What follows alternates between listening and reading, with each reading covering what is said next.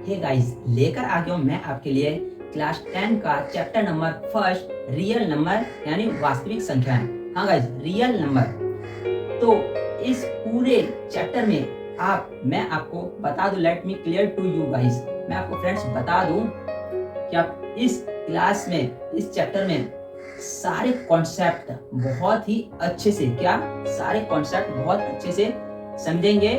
इसके जरिए, इसके through you will able to do it, each and every question आप इजिली सॉल्व कर पाएंगे। So first of all, in first class I will discuss with you all the concept of real number, because we know, हम जानते हैं कि जब हमारे पास concept आता है, क्या गाइस, जब हमारे पास कॉन्सेप्ट आता है तो हमें क्वेश्चन पर कमांड होती है। क्या गाइस, हमें क्वेश्चन पर कमांड आती है, और जब क्वेश्चन पर कमांड आ जाती है तो हमें क्लैरिटी होती है। क्या गाइस, क्लैरिटी होती है, और जब हमारे पास क्लैरिटी होती है तो हमें कॉन्फिडेंस आता है। तो क्या गाइस, हमें कॉन्फिडेंस आता है। So let's do with me chapter number first, real number यानी कि वास्तविक संख्या। बहुत ही इजी वे में और फन एंड इंटरेस्टिंग वे में आप सीखेंगे चैप्टर फर्स्ट के सारे क्वेश्चन के सॉल्यूशन विद मी। तो चलिए हम शुरू करते हैं इस क्लास को। Let's start. तो गाइस, आ गए हम चैप्टर रियल नंबर यानी कि वास्तविक संख्याएं।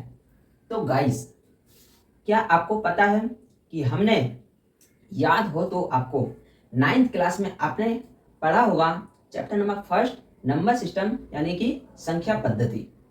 तो आपने उसमें सारे कॉन्सेप्ट, आई होप कि सारे रूल्स और कॉन्सेप्ट आप सीख के आए हैं। याद करो आप 9th क्लास के चैप्टर नंबर फर्स्ट को। तो गाइस, उसमें आपको पता है कि नंबर्स के बारे में इंट्रोडक्शन, फर्स्ट जो चैप्टर हमारा 9th क्लास है वो नंबर के इंट्रोडक्शन से ही शुरू है। तो सबसे पहला जो क्वेश्चन है कि रियल नंबर क्या है, व्हाट इज रियल नंबर यानी कि वास्तविक संख्याएं क्या है। तो वास्तविक संख्या गाइस, हमें पता है 9th क्लास में आपने कॉन्सेप्ट ये भी पढ़े थे कि परिमेय और अपरिमेय यानी कि inclusion of rational and irrational number, यानी कि रैशनल एंड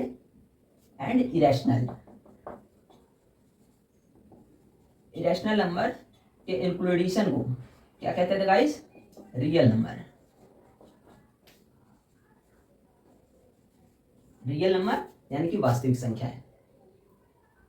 तो गाइस, इसके बारे में ये पूरा चैप्टर हम डिटेल वाइज 1 to 1 कॉन्सेप्ट के साथ समझेंगे अकॉर्डिंग टू न्यू सिलेबस। तो गाइस, रियल नंबर की क्लास को स्टार्ट करने से पहले मैं चाहता हूं आप प्रीवियस एक और रूल जान लें, जो कि है कंपोजिट एंड प्राइम नंबर यानी कि भाज्य और अभाज्य संख्याओं का कॉन्सेप्ट। तो चलिए पहले कंपोजिट यानी कि भाज्य एंड प्राइम अभाज्य संख्या के कॉन्सेप्ट को जानते हैं। गाइस, समझते हैं सबसे पहले कंपोजिट नंबर यानी कि भाज्य संख्याओं के बारे में। गाइस, कंपोजिट नंबर्स यानी कि भाज्य संख्या क्या है, जिसका फैक्टराइजेशन गाइस 2 से ज्यादा हो, यानी कि मोर देन 2 फैक्टराइज, यानी कि 2 से ज्यादा गुणनखंड हो। 6 लिया, 6 का फैक्टराइज करते हैं, 6 का गुणनखंड करते हैं, तो 1 के टेबल में यानी 1 के पहाड़े में तो आएगा ही आएगा, 2 के पहाड़े में आएगा ही आएगा, 2 के टेबल में 3 बार में, और 3 के पहाड़े में भी 3 दूनी 6 यानी 3 2 6 होता है, एंड 6 के टेबल में आएगा 6 1 6। दूसरा एग्जांपल देखो, 16 हमने लिया, इसका फैक्टराइज करते हैं गाइस।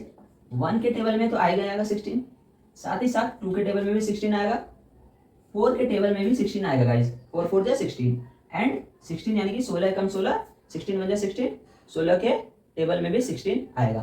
तो आप देख सकते हैं 2 से ज्यादा फैक्टराइज, क्या 2 से ज्यादा गुणनखंड हो रहे हैं, ऐसे नंबर्स को क्या कहेंगे गाइस, कंपोजिट नंबर यानी कि भाज्य संख्या है। सिंपल वे में आप ऐसे भी याद रख सकते हैं कि ऐसे नंबर्स, ऐसी संख्याएं जो अपने पहाड़े के अलावा किसी दूसरे पहाड़े में आए। क्या गाइस, अपने पहाड़े के अलावा किसी दूसरे पहाड़े में आए। जैसे कि 6 है, तो देखिए 6 तो अपने पहाड़े में आते ही है, और 2 और 3 के पहाड़े में आता है। 1 तो आप देख सकते हैं, 1 तो सभी, 1 ऐसा है नंबर जो सभी के टेबल में आना ही आना है, तो ये तो है ही। लेकिन आपको मेनली जो ध्यान रखना है, 2 और 3 के टेबल में आप देख लो 6 आता है नहीं आता, 3 2 6 एंड 2 3 6, दोनों आप देख रहे हैं टेबल में आ रहा है। ऐसे इसमें भी आप देख सकते हैं कि 2 के टेबल में 16 आता है 8 बार में, और 4 के टेबल में आता है 16, और साथ ही साथ और इसका फैक्टराइज 8 2 जा भी 16 यानी कि 2 बार में आ रहा है, एंड 16 के टेबल में 16 1 जा 16 आ रहा है। तो आप यहाँ देख सकते हैं कि ये फैक्टराइजेशन दूसरे के पहाड़े में सारे ये आ रहे हैं। तो आपको क्या ध्यान रखना है सिंपली वे में कि अपने टेबल में तो आए ही आए, और दूसरे के टेबल में भी अगर आ रहा हो वो नंबर्स, तो वो सारे नंबर्स क्या कहलाएंगे गाइस? कंपोजिट नंबर यानी कि भाज्य संख्या है। नेक्स्ट गाइस आते हैं हम अब प्राइम नंबर यानी कि अभाज्य संख्या है। तो इसका गाइस कॉन्सेप्ट जो आपको क्लियर रखना है कि ऐसे नंबर्स, क्या गाइस, ऐसे नंबर जिसके सिर्फ और सिर्फ 2 फैक्टराइज हो। क्या गाइस? सिर्फ और सिर्फ 2 फैक्टराइज हो। यूजुअली आप ऐसे लिख सकते हैं कि एक, यानी कि जो अपने टेबल में सिर्फ आ रहा हो। क्या गाइस?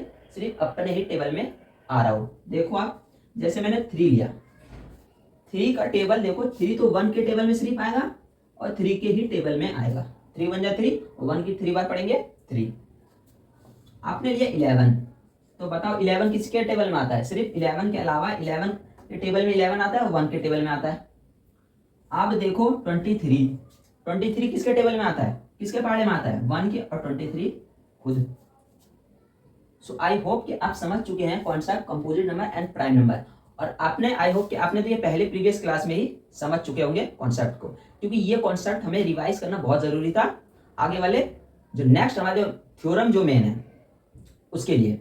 तो चलिए अब हम करते हैं हम अपना थ्योरम जो एग्जाम्स में कई बार डायरेक्ट स्टेटमेंट लिखने के लिए आया है, कई बार सीबीएसई ने पूछा है। तो आपको ये जो मैं नेक्स्ट आपको थ्योरम करवाऊँ, आपको उसको लर्न भी एज इट इज करना है, उसको हम चलिए समझते हैं।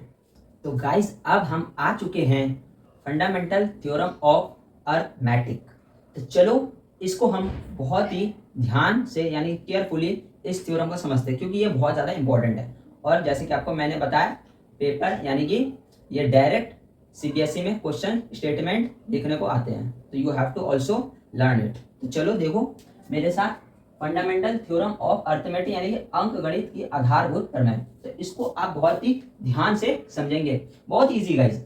तो देखो गाइस, प्रत्येक भाज्य संख्या को अभाज्य संख्याओं के एक गुणनफल के रूप में व्यक्त किया जा सकता है। इतना बस स्टॉप हो जाओ। देखो इंग्लिश में भी देखो आप, every composite number can be expressed और factorized as a product of prime numbers. इतना आप स्टॉप हो जाओ। इसका मतलब क्या है? देखो यहाँ आ रही है भाज्य संख्या। क्या? प्रत्येक भाज्य संख्या को अभाज्य संख्या, क्या? प्रत्येक भाज्य संख्या को यानी कि हर एक कंपोजिट नंबर को प्राइम नंबर्स के रूप में के गुणनफल यानी कि फैक्टराइज के रूप में क्या कर सकते हैं? व्यक्त कर सकते हैं, एक्सप्रेस कर सकते हैं, तथा यह गुणनफल अभाज्य गुणनखंडों के आने वाले क्रम के बिना अद्वितीय होता है। इस चीज को पहले समझो। मैंने एग्जांपल लिया 15 है, कह रहे प्रत्येक भाज्य संख्या को, ये क्या है? 15 क्या है? 15 क्या है? बताओ। एक कंपोजिट नंबर यानी कि भाज्य संख्या है, यानी कि दूसरे के टेबल में आती है 15। तो 15 का करो आप पहले तो एलसीएम। क्या करो? एलसीएम। तो देखो 3 5 क्या होगा? 15, और 5 बन जा 5। जब हम इसका हमने फैक्टराइजेशन किए, क्या किए? फैक्टराइजेशन। कैसा किया? प्राइम फैक्टराइजेशन यानी कि अभाज्य। जब हमने इसको फैक्टराइज किया 15 का, जब हमने फैक्टराइज किया तो हमारे पास क्या आ रहा है? 3 और 5 यानी कि 3 × 5। इसका जो फैक्टर आया है, क्या आया है? अभाज्य संख्या यानी कि प्राइम नंबर। क्या आया है? यानी कि कंपोजिट नंबर का जब हमने फैक्टराइज यानी कि एलसीएम किया तो हमें 3 और 5 मिला। तो आपको ध्यान रखना है कि 15 का फैक्टराइजेशन क्या आया? एक। क्या आया? ये एक प्राइम नंबर यानी कि अभाज्य संख्या आई है। तो देखो क्या, प्रत्येक भाज्य संख्या को अभाज्य संख्याओं के रूप में गुणनफल के रूप में व्यक्त किया जा सकता है। तो ये भाज्य संख्या यानी कि कंपोजिट नंबर है, इसको कैसे एक्सप्रेस यानी कि व्यक्त कैसे किया जा सकता है? अभाज्य संख्या यानी कि प्राइम नंबर्स यानी कि प्राइम नंबर के रूप में एक्सप्रेस यानी कि व्यक्त किया जा सकता है। जब हमने 15 का इजिली हमने फैक्टराइज किया, गुणनखंडन किया, तो हमने क्या लिख सकते हैं कि अगर हम 3 को 5 से मल्टीप्लाई करते हैं तो क्या मिलेगा? हमें 15 मिलेगा, यानी कि 3 पंचे 15। आगे अब यहाँ तक आपने कॉन्सेप्ट समझ गए कि प्रत्येक भाज्य संख्या 15 को अभाज्य संख्या यानी कि 3 × 5 अभाज्य संख्याओं के रूप में गुणनफल के रूप में, यानी कि एक दूसरे से गुना है, गुणनफल के रूप में व्यक्त किया जा सकता है। आगे समझो। तथा यह गुणनखंडन अभाज्य गुणनखंडों, क्या यह गुणनखंडन अभाज्य गुणनखंडों के आने वाले क्रम के बिना अद्वितीय होगा। इस चीज को आप समझो गाइस। अगर मैंने 50 का फैक्टराइज किया, गुणनखंडन किया, तो 3 × 50। अब मान के चलो अगर मैं 15 का फैक्टराइज कर रहा हूँ, तो क्या मैं यहाँ पहले 5 से 3 5 जा 5 3 क्या होगा 15 और 3 1 जा 3, ऐसे भी तो लिख सकता हूँ, तब भी मेरे क्या आ रहा है, यानी कि 5 × 3, यानी कि इसके ऑर्डर को आगे पीछे भी अगर मैंने कर दिया, पहले अगर मैंने पहले लिखा था क्या 3 × 5, अब अगर मैंने इसको इस तरह से फैक्टराइज किया 5 × 3, तब भी हमें क्या सेम रिजल्ट मिल रहा है। तो ये लाइन यही कह रही है कि यह गुणनखंडन अभाज्य गुणनखंडों के आने वाले, या अभाज्य गुणनखंड क्या आने वाले क्रम, यानी कि जरूरी नहीं कि ऑर्डर में ही हो, बिना अद्वितीय होगा, यानी कि तब भी क्या होगा, ये यूनिक ही रहेगी, अद्वितीय रहेगी। Every composite number can be expressed, every composite number, क्या गाइस, एवरी कंपोजिट नंबर, ये कंपोजिट नंबर है, कैन बी एक्सप्रेस्ड, एक्सप्रेस कर सकते हैं और फैक्टराइज कर सकते हैं as a product of prime number, क्या guys, as a product of prime number, product of क्या है ये प्राइम नंबर के रूप में एक्सप्रेस कर सकते हैं। And this factorise is unique, ये फैक्टराइज क्या होगा, यूनिक होगा, यानी कि 15 के टेबल में तो 3 और 5 आ रहा है, 3 × 5, जब हम 3 × 5 करते हैं तो 15 में ही तो आ रहा है, और तो किसी में आएगा नहीं। ये 5 × 3 करेंगे तो क्या हमें रिजल्ट गेट होगा, what we get result, we get 15। And इसके अलावा क्या हम कुछ और भी पा सकते हैं क्या, 5 3 या कुछ और होगा क्या, नहीं, इसीलिए क्या होगा, यूनिक होगा। Apart from the order in which the prime factor occur, यानी कि वही बात जो अभी मैंने बताया, क्या ये जरूरी नहीं ऑर्डर में हो, 3 × 5 या 5 × 3 में भी हो सकता है। तो इजिली यही है फंडामेंटल थ्योरम ऑफ अर्थमेटिक, यानी कि अंकगणित की आधारभूत प्रमेय। एक और एग्जांपल हम समझते हैं फंडामेंटल थ्योरम ऑफ अर्थमेटिक, अंकगणित की आधारभूत प्रमेय। तो चलो मैंने एग्जांपल लिया, देखो 32760, 32760, इसका हम क्या करते हैं फैक्टराइजेशन, गुणनखंडन देखते हैं। तो फैक्टराइजेशन करते हैं, 2 1 जा 2, एक किधर कैरी गया, 2 6 जा 12, 2 3 जा 6, 2 8 जा 16, 2 8 जा 16, 2 1 जा 2, 2 9 जा 18, 0 का 0, 2 4 जा 8, यहाँ क्या दिख रहा है 19, तो 0, 2 9 जा 18, एक कैरी इधर आ गया, 2 5 जा 10। अब देखो 3 से जाएगा, 3 1 जा 3, इधर 1 गया, 10 आ गया, 3 3 जा 9, इधर 1 आया, 3 9 जा 3 6 जा 80 ले सकते हैं, और 1 इधर आया, 3 5 जा 15। नेक्स्ट गाइस 3 4 जा 12, एक इधर आया, तो 3 5 जा 15, एक इधर आया, 3 5 जा 15। नेक्स्ट गाइस 5 9 जा 45, 5 1 जा 5, 7 13 जा 7 1 जा 7, 2 इधर गया, 7 3 जा 21, और 13 1 जा 13।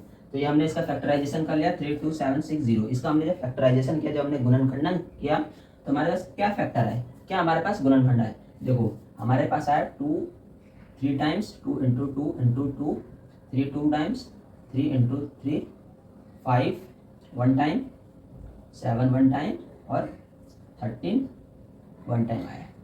तो आप ये देख सकते हैं ये क्या है, एक यूनिक फैक्टराइजेशन है, क्या है गाइस, एक अद्वितीय, यानी कि यूनिक फैक्टराइज, यानी कि ये जो आपके हमारे पास जो नंबर है 32760, इसका जो फैक्टर है गाइस, ये क्या है, ये यूनिक, यानी कि इसी नंबर के लिए ही तो होगा ये फैक्टर, या फिर और किसी नंबर के लिए हो सकता है क्या, नहीं, ये सिर्फ इसी नंबर के लिए ये फैक्टर है, इसीलिए क्या होगा यूनिक, जैसे कि आपको मैंने थ्योरम में अभी बताया। तो इसको वैसे लिख सकते हैं हम कि 2 की पावर 3 × 3 की पावर क्या है 2 × 5 × 7 × 13। तो आप ये देख सकते हैं क्या, ये हमने आरोही क्रम में, यानी कि असेंडिंग ऑर्डर में लगा दिया पावर्स को। तो ये क्या है, अपने आप में क्या है, यूनिक, यानी कि अद्वितीय। तो आई होप गाइस आपने अंकगणित के आधारभूत प्रमेय, फंडामेंटल थ्योरी ऑफ अर्थमेटिक समझ चुके हैं। तो चलिए गाइस अब नेक्स्ट कॉन्सेप्ट पर चलते हैं। तो गाइस अब हमारा नेक्स्ट कॉन्सेप्ट है guys, to find HCF and LCM by prime factorisation. Yes guys, अभाज्य गुणनखंड द्वारा HCF एंड LCM कैसे हम ज्ञात करते हैं। तो देखो मैंने आपके लिए दो नंबर, आपके पास कोई भी A एंड B नंबर होगा, तो उसका आप HCF and LCM prime factorisation method, यानी कि अभाज्य गुणनखंड से कैसे फाइंड आउट करेंगे, how you get HCF and LCM। So let's see, देखो 6 एंड 20 ये हमारे पास दो नंबर है।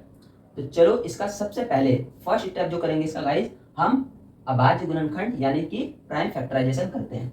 तो फर्स्ट नंबर 6 से गाइस, 6 का हम प्राइम फैक्टराइजेशन अभाज्य गुणनखंड करते हैं। 2 3 जा 6, 3 1 जा 3। तो हमारे पास फैक्टर क्या है, गुणनखंड क्या है 6 का, 2 एंड 3। क्या है गाइस, 2 एंड 3 आ गया। नेक्स्ट 20, तो 20 का हम फैक्टर करते हैं गाइस। 20, 2 1 जा 2, 0 0, 2 5 जा 10, 5 1 जा 5। तो हमारे पास 20 का क्या फैक्टर आया, 2 इंटू 2 इंटू 5।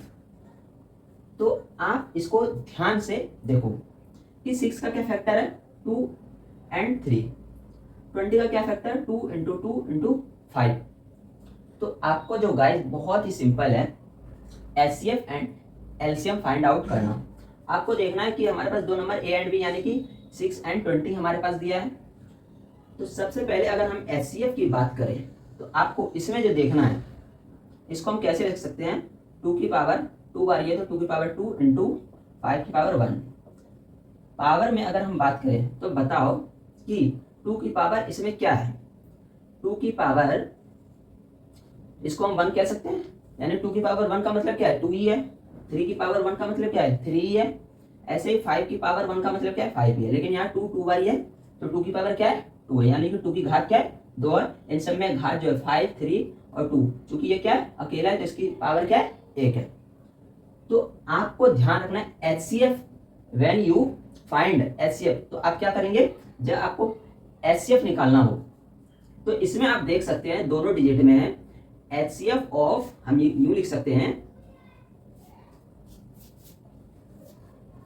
हम यूं लिख सकते हैं गाइस, एचसीएफ ऑफ 6 20। 6 और 20 का क्या एचसीएफ होगा गाइस, देखो इसमें आप बताओ पावर, इसमें इस दोनों ये देख लो आप, ये सेम नंबर देख रहे हैं, तो इसमें बताओ पावर इसमें किसकी बड़ी है, पावर इसमें 2 की पावर 2 बड़ी है, और इसमें क्या है 2 की पावर 1, यानी कि 2 की पावर 2 ये बड़ी है और ये क्या है छोटी। तो हमेशा जब भी कॉमन फैक्टर, क्या हाईएस्ट कॉमन फैक्टर, इसमें कॉमन जो फैक्टर में जिसकी पावर छोटी होगी वो हमारा क्या होगा, एचसीएफ। तो इसमें कॉमन क्या दिख रहा है, इस सारे में से 6 का फैक्टर 2 इंटू 3 यानी कि 2 की पावर 1 इंटू 3 की पावर 1, और 20 का फैक्टराइज जो किया था हमने 2 की पावर 2 इंटू 5 की पावर 1। तो इसमें कॉमन सिर्फ और सिर्फ हमारे पास 2 ही है। क्या और कोई कॉमन है क्या, ये क्या कॉमन है, नहीं, ये दोनों क्या है, अलग अलग है। तो कॉमन हमारे पास 2 है। इसमें जो पावर किसका है गाइस, पावर 2 की पावर 1, ये क्या है, पावर छोटी है, तो 2 की पावर 1 यानी कि 2, इसका एचसीएफ क्या होगा गाइस, 2। तो आई होप गाइस आप समझ चुके हैं। नेक्स्ट गाइस, अब जानते हैं हम कि एलसीएम कैसे फाइंड आउट करते हैं। तो एलसीएम में क्या ध्यान रखना है गाइस, एलसीएम ऑफ 6 एंड 20, इसमें आप देख रहे हैं जो कॉमन फैक्टर में पावर किसकी बड़ी है, 2 की पावर 2, यानी कि ये वाली पावर बड़ी है, तो बड़ी वाली पावर हमेशा क्या लेंगे, एलसीएम में 2 की पावर 2, और बाकी जो डिजिट बच गई, जो फैक्टराइज का बाकी जो ये बच गया, ये भी साथ ही साथ इसके साथ आ जाएगा। तो 2 की पावर 2 इंटू 3 इंटू 5, इन सब का क्या हो जाएगा, मल्टीप्लीकेशन। तो इजिली हम क्या कर सकते हैं, एलसीएम अपना निकाल सकते हैं। तो 2 की पावर 2 यानी कि 2 की पावर 4, 4 3 जा 12, 12 5 जा क्या हो गया गाइस, 60। तो इसके एलसीएम क्या आ गया, 60, और इसके एचसीएफ क्या आ गया, 2। तो हमने जाना कि कितना इजीली हम कैसे LCM and HCF find out कर सकते हैं। एलसीएम में आप देख सकते हैं कितना इजी है कि जो भी कॉमन फैक्टर में जिसकी पावर बड़ी होगी, 2 डिजिट का जब हम फैक्टराइज करेंगे उसमें जिसकी पावर बड़ी होगी वो आ जाएगा, साथ ही साथ बाकी जो बचे हुए हैं वो नंबर्स आ जाएंगे और उनकी मल्टीप्लीकेशन होंगी, जो भी हमारे पास रिजल्ट आएगा वो इसका एलसीएम निकल आएगा। तो आई होप गाइज आप एचसीएफ एंड एलसीएम का concept by prime factorisation understand कर चुके हैं। तो चलिए अब नेक्स्ट कॉन्सेप्ट पे। तो गाइस अब हम आ चुके हैं मोस्ट इंपॉर्टेंट कॉन्सेप्ट पर, जो बहुत ज़्यादा बार एग्जाम्स में ये क्वेश्चंस पूछे जाते हैं। तो आपको ध्यान रखना है, देखो ये जो कॉन्सेप्ट है गाइस, जब आपको ये कॉन्सेप्ट ये कहती है कि HCF into LCM equal to A into B, यानी कि अगर कोई डिजिट है ए एंड बी, क्या ए एंड बी, तो एचसीएफ इंटू एलसीएम इक्वल होगा ए इंटू बी। तो इजिली हम इसका क्या कर सकते हैं, एलसीएम या एचसीएफ फाइंड आउट कर सकते हैं। अगर हमें वैल्यू एलसीएम की दी हो तो हम इजिली इस मेथड से एचसीएफ निकाल सकते हैं, और अगर हमें अगर हमें HCF की वैल्यू दी हो तो हम इजीली एलसीएम फाइंड आउट कर सकते हैं। चलिए गाइस और अच्छे से इस रूल को समझते हैं विद एग्जांपल। तो दो digit A and B, let suppose हमने लिया 96 एंड 404, ये हमारे पास दो नंबर है गाइस। तो इसका क्या करते हैं हम ए एंड बी, मान के चलो कि ए की वैल्यू क्या है 96, ए मान के चलो ए है हमारे पास 96 और बी है हमारे पास 404। और HCF में HCF क्या दिया हो, HCF की वैल्यू 4 दिया हो, तो हमें LCM फाइंड आउट करना है। तो किस तरह से हम कर सकते हैं, बहुत ही इजी ये तरीका है। तो देखो आप कि हमारे पास ये फॉर्मूला है HCF into LCM equal to A into B. तो इजिली हम फाइंड आउट कर सकते हैं। देखो HCF इंटू LCM, ये आपको पहले फॉर्मूला लिखना है A इंटू बी। अब बताओ मुझे क्या HCF की हमारे पास वैल्यू है क्या? हाँ, HCF की वैल्यू क्या है 4 है, तो हम HCF की जगह क्या लिखेंगे 4 इंटू, हमें क्या फाइंड आउट करना है LCM की वैल्यू।